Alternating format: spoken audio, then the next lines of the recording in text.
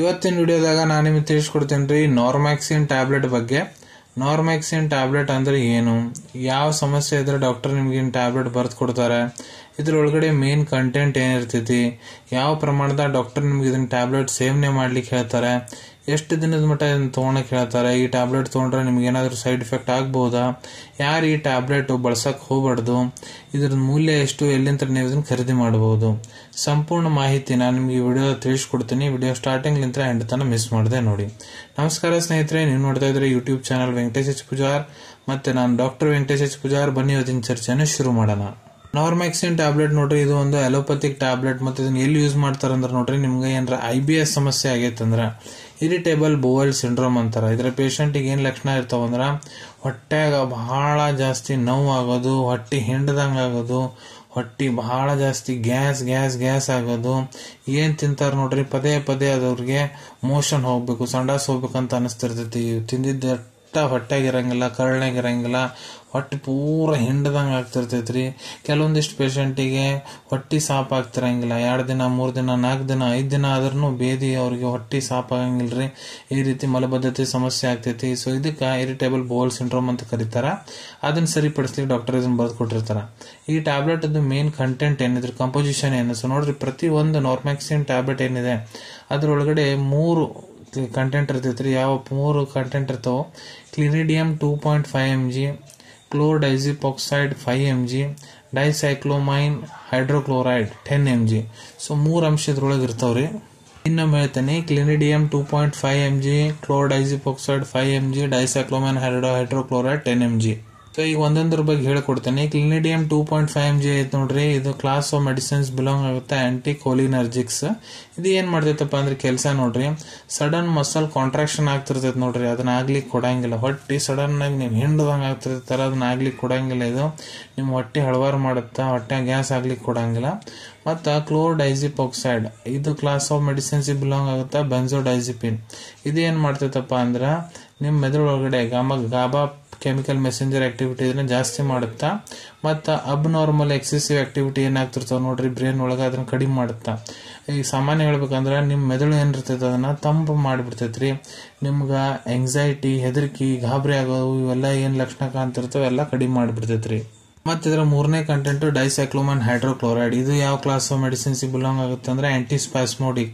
ನಿಮ್ ಹೊಟ್ಟಿ ಸಡನ್ ಆಗಿ ಮಸಲ್ಸ್ ಹಿಡ್ಕೊಂಡ್ಬಿಡ್ತಾವಲ್ಲ, ಕರಳಿನೂ ಹೊಟ್ಟಿವು ಸಡನ್ ಆಗಿ ಟೈಟ್ ಆಗಿಬಿಡ್ತೈತಲ್ಲ, ಇದು ಟೈಟ್ ಆಗ್ಲಿಕ್ಕೆ ಕೊಡಂಗಿಲ್ಲ, ಮಸಲ್ಸ್ ಅನ್ನ ರಿಲ್ಯಾಕ್ಸ್ ಮಾಡುತ್ತಾ ಆ ರೀತಿ ಇದು ನಿಮ್ಗೆ ಕೆಲಸ ಮಾಡಿಕೊಡ್ತೈತ್ರಿ. ಈಗ ಇದ್ರ ಡೋಸೇಜ್ ಬಗ್ಗೆ ಹೇಳ್ಕೊಡ್ತೀನಿ. ಡಾಕ್ಟರ್ ನಿಮ್ಗೆ ಇದನ್ನ ಯಾವ ಪ್ರಮಾಣದಾಗ ಸೇವನೆ ಮಾಡ್ಲಿಕ್ಕೆ ಹೇಳ್ತಾರಂತ. ಸೊ ನೋಡ್ರಿ, ನಿಮ್ ವಯಸ್ಸು ಅಡಲ್ಟ್ ಡೋಸೇಜ್ ನಾನು ನಿಮ್ಗೆ ಹೇಳ್ಕೊಡ್ತೀನಿ. ಯಾರ ವಯಸ್ಸು 18 ವರ್ಷಕ್ಕಿಂತ ಯಾರು ದೊಡ್ಡವರದಾರ, ಪುರುಷರಾಗಿರ್ಬೋದು ಮಹಿಳೆಯರಾಗಿರ್ಬೋದು, ಅವ್ರಿಗೆ ನೋಡ್ರಿ ಡಾಕ್ಟರ್ ಇದನ್ನ ದಿನಕ್ಕೆ 2 ಹೊತ್ತು ತೋಳಿಕ್ ಹೇಳಿರ್ತಾರ್ರಿ. ಬೆಳಿಗ್ಗೊಂದು ಟ್ಯಾಬ್ಲೆಟ್, ರಾತ್ರಿಗೊಂದು ಟ್ಯಾಬ್ಲೆಟ್. ಈ ಟ್ಯಾಬ್ಲೆಟ್ ದಿನಕ್ಕೆ 2 ಟೈಮ್ ತಗೋಬಹುದು. ಊಟ ಮಾಡೋದಕ್ಕಿಂತ 20-30 ನಿಮಿಷ ಮೊದ್ಲ ಹಾಳ ಹೊಟ್ಟಿಲೆ ಬಿಫೋರ್ ಫುಡ್ ತಗೊಳಕ್ ಹೇಳಿರ್ತಾರ್ರಿ. ನಾರ್ಮಲ್ ನೀರ್ ಜೊತೆಗೆ ಬಾಯಿ ಮೂಲಕ ಸೇವನೆ ಮಾಡ್ಲಿಕ್ಕೆ ಹೇಳಿರ್ತಾರ. ಈ ರೀತಿ ತಗೋಬಹುದು, ಇಲ್ಲ ನಿಮ್ ಟ್ರೀಟ್ಮೆಂಟ್ ಡಾಕ್ಟರ್ ಹೇಳೋ ರೀತಿ ಪ್ರಕಾರ ಕೂಡ ನೀವು ಇದನ್ನ ಸೇವನೆ ಮಾಡಬಹುದು. ಎಷ್ಟು ದಿನದ ಮಟ್ಟ ಈ ಟ್ಯಾಬ್ಲೆಟ್ ಉಪಯೋಗ ಮಾಡಬೇಕು? ಸೊ ನೋಡ್ರಿ, ಇದು ಡಿಪೆಂಡ್ ಆಗುತ್ತೆ ನಿಮ್ ಟ್ರೀಟಿಂಗ್ ಡಾಕ್ಟರ್ ಅಡ್ವೈಸ್ ಮೇಲೆ, ಮತ್ತೆ ಪೇಷಂಟ್ ಏನಿದೆ ಅವ್ರ ಕಂಡೀಷನ್ ಮೇಲೆ.